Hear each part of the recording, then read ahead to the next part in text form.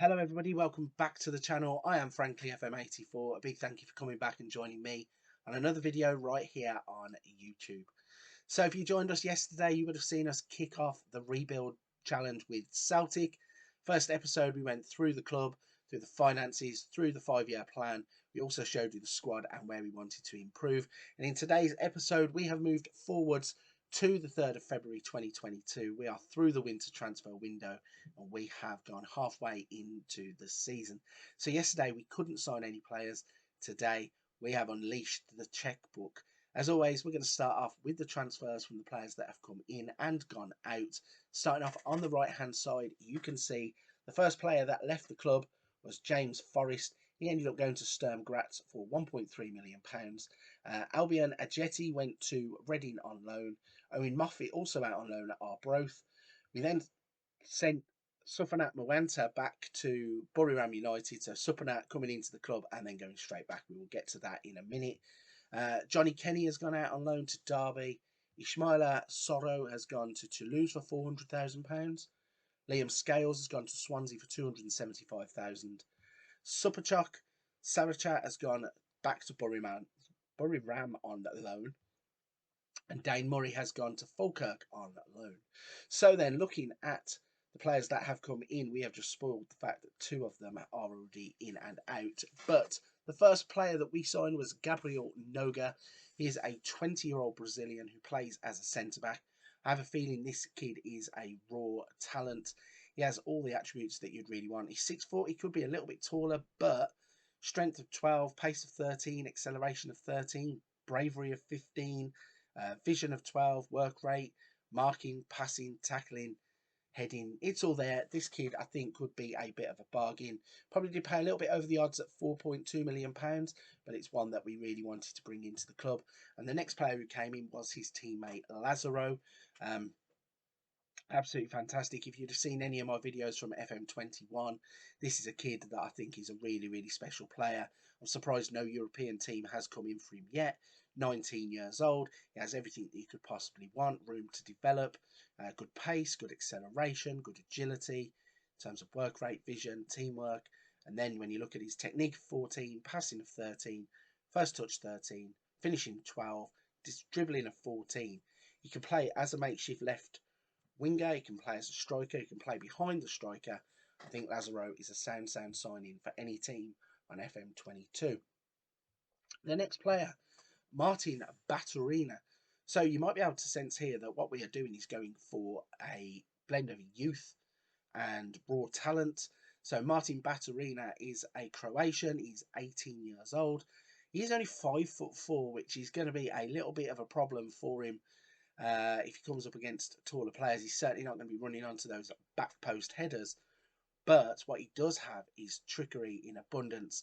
Technique of 15, vision of 13, work rate of 13, flair of 14, long shots 13, first touch 14, dribbling 13, natural fitness 16, pace 13, acceleration 13. So a quick, nimble, dynamic midfielder who I think can make an impact in Scotland. The next player is Xavi Simons. Again, this is another one. If you've seen any of my FM21 videos, I did a video on Mr. Xavi Simons. I think he's a player with a little bit of hype that hasn't been fulfilled. Obviously, if you look at his career path at the top right-hand corner there, Barcelona, PSG, and now with us at Celtic, he is only 18 years old, comes with a big reputation, and obviously with the first name of Xavi. But it's all there. Passing 13, technique 14, teamwork 14, vision 13, work rate of 12. He has good acceleration. He has decent pace of 12. Natural fitness is 15. I think the kid really just needs first team football. And once he gets a higher level of first team football, I think he will start to flourish. We only paid $525,000 for him, so not a problem there. The next player to come in is Sufanat Mwanta. So Sufanat is, if he gets bought by a European team, or if somebody goes over and picks him up and basically puts him in a decent team, Sufanat Mwanta has all the potential ability to go on to be a world star. You might not have heard of him before, and you do need to load the Thai part of the database. So when you go into the advanced settings of your database, you'll need to load up Thailand I think it's top division, top players, but Supernat Moanta will be there. And when you do pick him up, look at his stats: dribbling 13, finishing 14, first touch 13, passing 11, penalties 12, technique 13. He has good acceleration, good pace, and we know he's a player who, once he starts playing decent level of football, his game just improves so much. Supernat is really a brilliant footballer. The only problem he does have is that he couldn't secure a work permit to come and play in Scotland. That's the reason why we bought him and then loaned him straight back to Buriram. Might be a challenge to get him a work permit quickly, but it's something we're going to persist with because we want him. The next player is Josh Adam. He's an 18-year-old Scottish midfielder, can play as a left winger, a right winger, and through the middle of the park. A young kid, really, from Manchester City. Potential ability of 3.5 stars against my team. Current ability of 1 star, so 1 to develop. But anybody who plays at Manchester City and anybody who is training around those kinds of players can come up to Scotland and hopefully improve their game in the SPL2. Next player to bring in was Superchok Sarachat. He is Supernat's brother, so another Thai player who I think has got a big future. 23 years old, so a little bit older than Supernat, but Superchok is one of those players that, again, a quick, tricky winger, can play off of either wing, can also play as like an attacking midfielder as well. He has good dribbling, good finishing, good first touch, good passing, good penalty taking, technique is 13, work rate 13, determination of 12, flair of 15. Another one that doesn't get a work permit straight away to come to Scotland, but we are going to buy him. We're going to keep loaning him out wherever we'll take him until we get that work permit, and fingers crossed it's sooner rather than later. The next player to come in is another potential player, Stuart Heenan. 3-star potential, 1.5 star current ability. Our scout said that he was a player who could improve massively. If you look at him, he's a right winger. He can play as a striker. It's all about pace, 14, acceleration 14, natural fitness is good. Finishing is 11, first touch is 14. He's a player at the age of 16 who can only improve, I am sure. We took him from Dundee United. I hope he will develop quite quickly. The next player is Robbie Burton. He's a Welsh player, 22 years old. Bought him in really as a bit of a rotation option in the middle. Even though we went through the squad depth yesterday, when I went back and looked afterwards, I wasn't 100% sure that the midfielders were of the quality needed to compete in all of the competitions we're going to play in. He's a former Arsenal player, is Robbie Burton. Went through their youth academy and then found himself out in playing for Dinamo. So yeah, he's a player who's low risk, high reward if it comes off. I'm not too fussed about the fact we paid 240,000. We then went back to Dinamo and we bought Luca Minalo. He again is a quick, tricky winger, plays off of either side, can be a makeshift striker. Did have a good spell earlier on in his career in terms of goal scoring also. So maybe we can get away with playing him as a striker if needed. But again, pace of 12, acceleration 14, dribbling 13, crossing 12, passing 12, penalties 14, technique 13, work rate 14, and vision of 11. So all in all, I think we went out and spent the money that we had wisely, bulked the team out. Remember, we are only chasing Rangers really in the first season. European success is not going to come straight away. We need to build towards that. But considering we didn't have any transfers in the summer, how have we got on? Let's show the competitions tab. You can see we are top of the league, 10 points clear of Rangers. So we've played a game more, but we are 10 points clear as it stands. Champions League, we got knocked out of that pretty early. Europa League, we got knocked out of that pretty early. But Europa Conference League, we are well in that. We have qualified top of our group. We had LASK, Dundalk and Linfield in with us. So interestingly, we managed to get through with 16 points. In terms of Scottish Cup, we have Partick Thistle.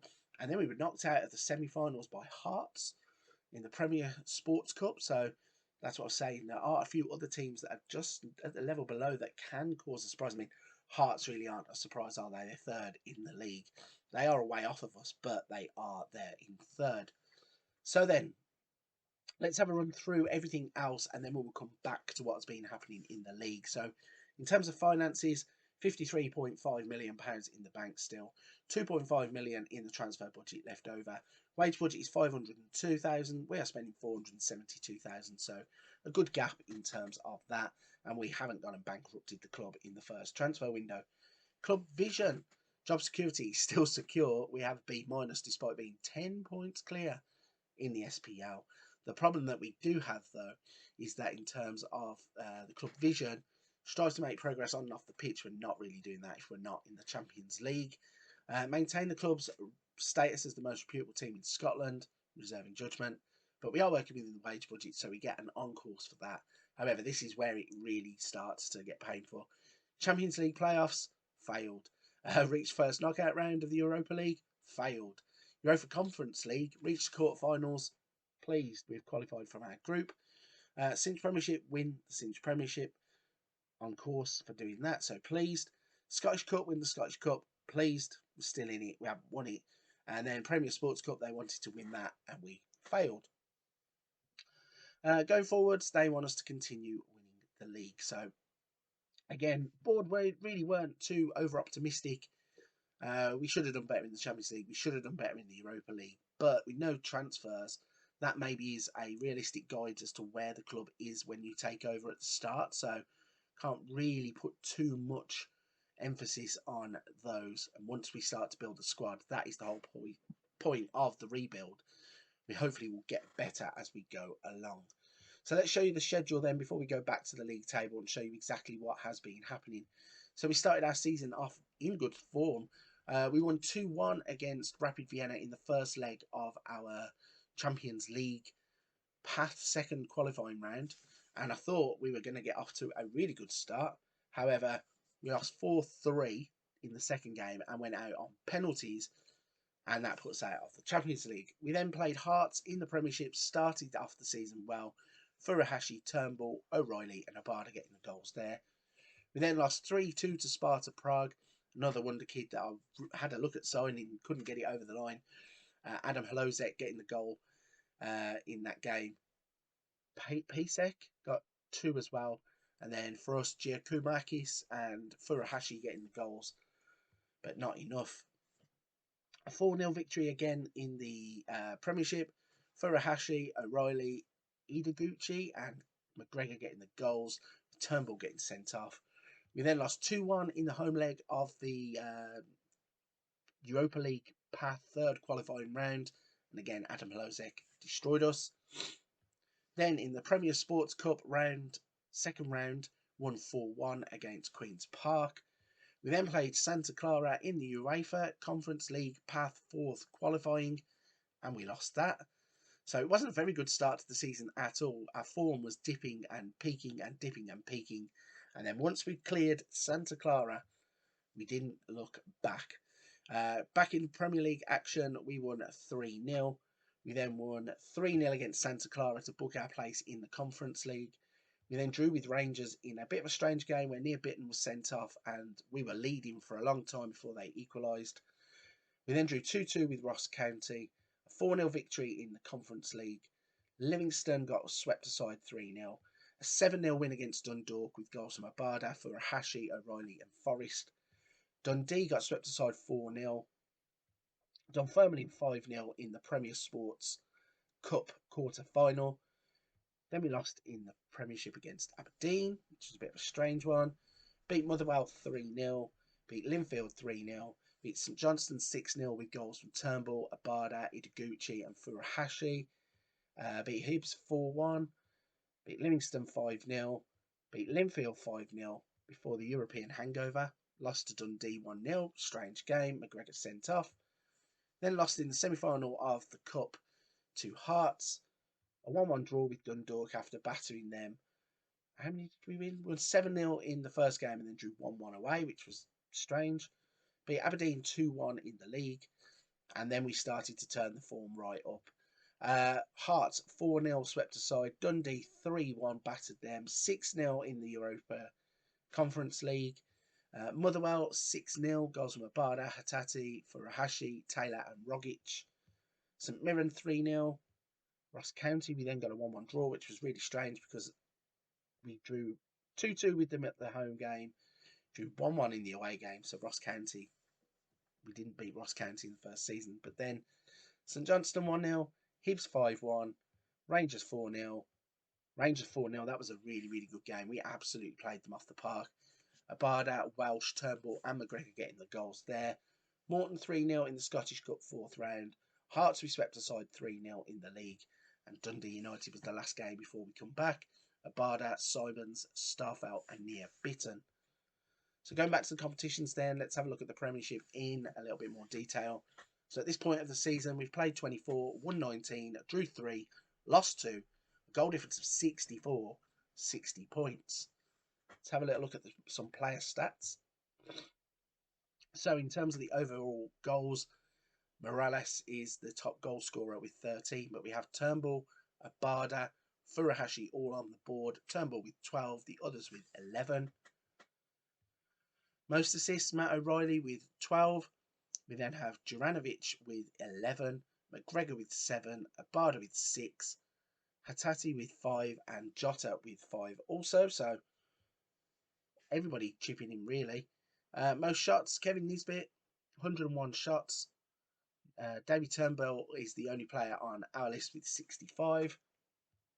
Most player of the match awards, James Tavernier. I never know how to pronounce his surname.